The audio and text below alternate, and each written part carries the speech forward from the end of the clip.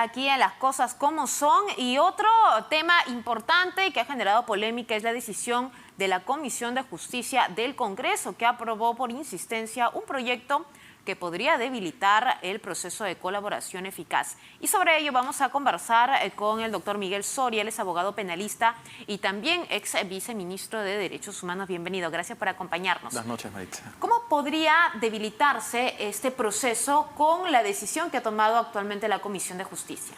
Bueno, yo no tengo la posición de que la reforma que el Congreso ha aprobado hoy día con insistencia, mediante el procedimiento de insistencia, después de una observación del Ejecutivo, debilite necesariamente el proceso especial de colaboración eficaz. Tenemos que ponernos en el supuesto de la práctica de cómo el procedimiento especial de colaboración eficaz se ha llevado a cabo, ¿no? Y tenemos que ponernos, de hecho, en la posición de cualquier ciudadano que está sometido a un proceso penal o a una investigación penal y que muchas veces su situación jurídica empeora precisamente por las declaraciones de los aspirantes a colaboración eficaz o de los propios colaboradores eficaces cuando ya un juez ha aprobado esa colaboración eficaz. ¿Cuál sería el cambio, en todo caso, que propone el Parlamento en este caso y que podría modificar al actual proceso que ya uno conoce? Hay algunos cambios que son, me parece, fundamentales y que atienden a esta práctica, ¿no? Maritza, yo te comento, hay muchas personas que padecen prisiones preventivas por la sola declaración de un aspirante a colaboración eficaz. Existen colaboraciones eficaces aprobadas por jueces donde no participa el abogado de la defensa, incluso sin corroborar lo que el colaborador eficaz ha señalado. ¿Qué reformas plantea el Congreso de la República por insistencia? Por ejemplo, establecer un plazo en las colaboraciones eficaces, ¿no? Eso de alguna manera permite que lo que declara el colaborador eficaz sea además una declaración única, porque si una persona en calidad de investigado o en calidad de sentenciado incluso, ¿cierto?, para beneficiarse de una libertad, de una exoneración de pena o de una reducción de pena, tiene la información de la comisión de un delito en una organización criminal, se entiende de que conoce toda la información. Claro. Lo que ocurre en la práctica es que muchos colaboradores eficaces o aspirantes a colaboración eficaz van dando la información de a pocos, en función de cómo va yendo el proceso o la investigación penal. Entonces, creo que esa reforma planteada por el Congreso de la República es bueno porque garantiza primero de que no existan una pluralidad de declaraciones en función de los intereses del colaborador eficaz, sino una sola declaración y que en el tiempo, que deberá ser determinado además, la Fiscalía corrobore esto y que finalmente un juez lo apruebe si es que considera que lo que aporta este colaborador eficaz es fundamental para llegar a la verdad en el proceso. Eso es una de las reformas. La otra, que también me parece un acto de transparencia, que va a obligar al Ministerio Público a tener un acto de transparencia, es el hecho de que las declaraciones o la declaración de colaborador eficaz o el aspirante a colaboración eficaz sea filmada. Claro, el papel puede decir muchas cosas, el papel soporta mucho, pero es diferente cuando, como ocurre en esta entrevista, por ejemplo, que queda registrado absolutamente todo. Mis gestos, mi manera de decir las cosas, probablemente alguna expresión o alguna manera en que yo lo diga, pues tal vez evidenciar una mentira, ¿no? O sea, y además garantiza la transparencia de que está presente el Ministerio Público, el aspirante a colaborador eficaz, el abogado del colaborador eficaz, para garantizar precisamente la transparencia, el derecho de defensa en este caso, y el colaborador eficaz también no se comprometa a cosas a las que no está dispuesto a hacer, ¿no? Entonces, otra de las reformas importantes es esa, porque ocurre también en la práctica una mala práctica por malos fiscales, es que le entregan al colaborador eficaz el papel y le dicen todo lo que tienes que decir está escrito aquí, firma. Entonces, eso es un vicio que ocurre en la práctica, no por todos, pero creo que esta reforma va a permitir que los procesos penales sean limpios y evitar también de que hayan personas, no todas, que están inmersas de alguna manera en un proceso de investigación por crimen organizado, por lavado de activos, y que pese a ser personas inocentes están comprendidos por años, porque los procesos o las investigaciones por crimen organizado son por lo menos de 3 años. Son larguísimos. En el caso del plazo, en todo caso, la Fiscalía solo va a tener 8 meses para realizar, digamos así, este consenso con el colaborador eficaz. Aunque el primer ministro Alberto Tarola refería que debería el plazo ser de 36 meses. Son posiciones que yo creo que son discutibles, ¿no? Porque, claro, sería razonable que el plazo de 36 meses es equiparable al plazo de investigación para que el Ministerio Público corrobore.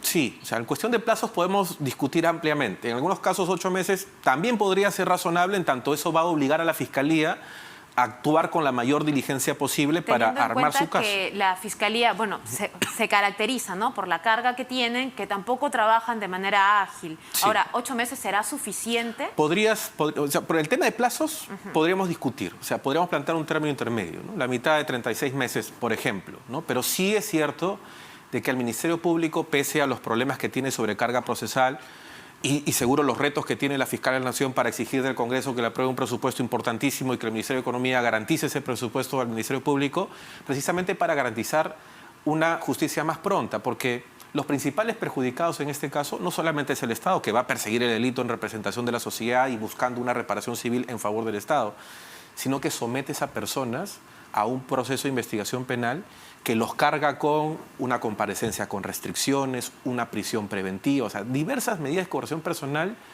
que, digamos, no pienso en las personas que eventualmente sean responsables, sino que en las personas que eventualmente sean inocentes o que sobre toda persona recaiga incluso la presunción de inocencia. De verdad, muchas veces las declaraciones de colaboradores eficaces en nivel de postulante o aspirante y cuando sean colaboradores eficaces per se, han permitido cometer muchas injusticias, ¿no? Incluso en la práctica hay muchas personas, líderes de organizaciones criminales, que se han salvado a partir de las colaboraciones eficaces. Ahora, con estos cambios, con esta medida que, bueno, de llegar a implementar todavía falta un camino largo, ¿a qué casos actuales podría también influir o afectar o alcanzar incluso?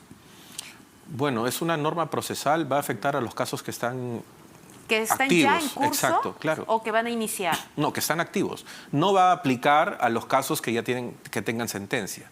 Las normas procesales se aplican en el momento en que está vigente el acto procesal. ¿Y los casos de corrupción de Odebrecht, lo de Pedro Castillo, por ejemplo? En tanto no exista sentencia, puede aplicar. Pero si existe una sentencia de colaboración eficaz, ya no es aplicable. Pues las normas no son retroactivas. Pero a las que en los procesos de colaboración eficaz que están en curso, en tanto son normas procesales, sí puede impactar. Faltaría en todo caso el de Pedro Castillo. Sí, claro. Claro. Ahora, ¿cómo podría, usted estaba resaltando un poco el hecho de que se va a poder filmar, se va a modificar el tema de los plazos? En el caso de filmar, por ejemplo, se habían generado muchos cuestionamientos, ¿no? ¿Cómo también asegurar el testimonio, en este caso, del colaborador eficaz? Precisamente la filmación es una garantía de ello.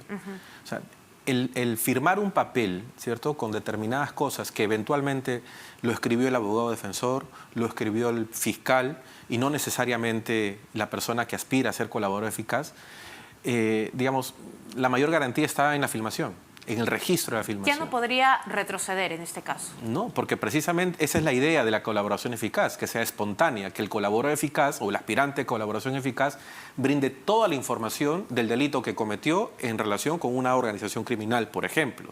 Esa es la idea de la colaboración eficaz. Por eso es que es importante, me parece, que este tipo de actos, que además al inicio no son conocidos por los investigados.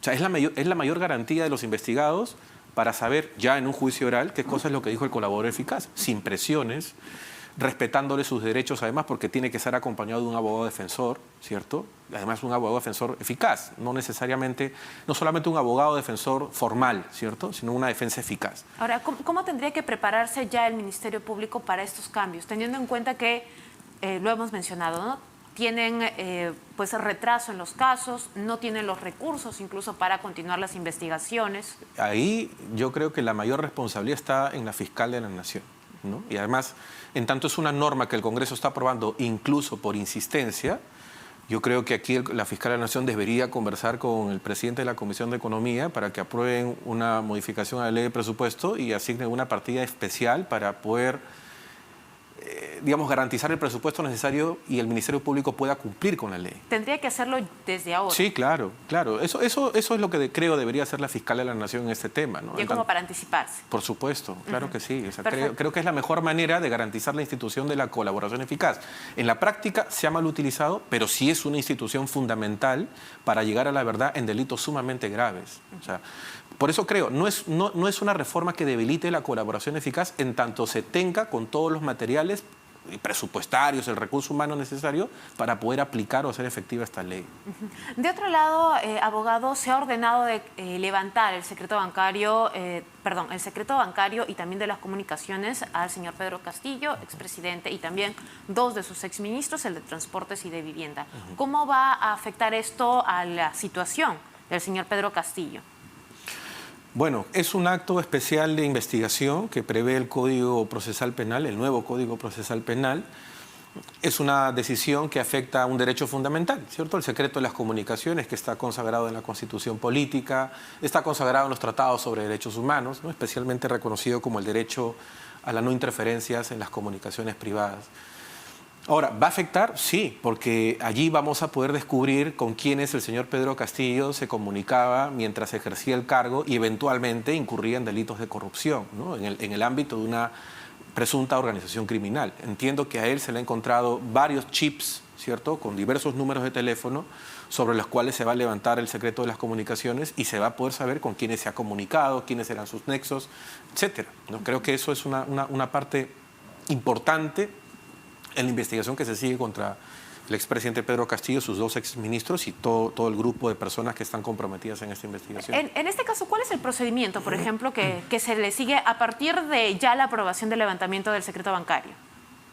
Bueno, hay una comunicación del juez, ¿cierto? Se notifica a las partes, a la fiscalía, a los abogados de la defensa, y hay una comunicación concreta a las entidades prestadoras de servicios de telecomunicaciones para que brinden todo el registro de llamadas y se entregue a la Fiscalía y continúe con las investigaciones y a partir de ahí la Fiscalía haga un cruce de información en función de lo que encuentren en los registros que esas empresas de telecomunicaciones entreguen.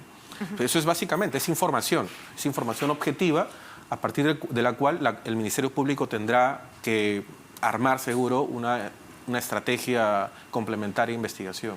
¿Aquí se le da algún plazo, en este caso a las empresas, para que elaboren el informe, las empresas de telecomunicaciones? La Fiscalía generalmente en las comunicaciones formales que envía a estas empresas sí le suele dar un plazo concreto, ¿no? Dependerá de lo que establezca el Ministerio Público. La ley no señala expresamente, pero sí el Ministerio Público lo señala. Incluso muchas veces con apercibimientos de denunciar a la persona competente de entregar la información con la comisión de determinados delitos previstos en el Código Penal. Perfecto. Le agradecemos mucho por su presencia, Miguel Gracias. Soria, abogado penalista, pues acompañándonos en Las Cosas Como Son. Nos vamos a una pausa y volvemos enseguida.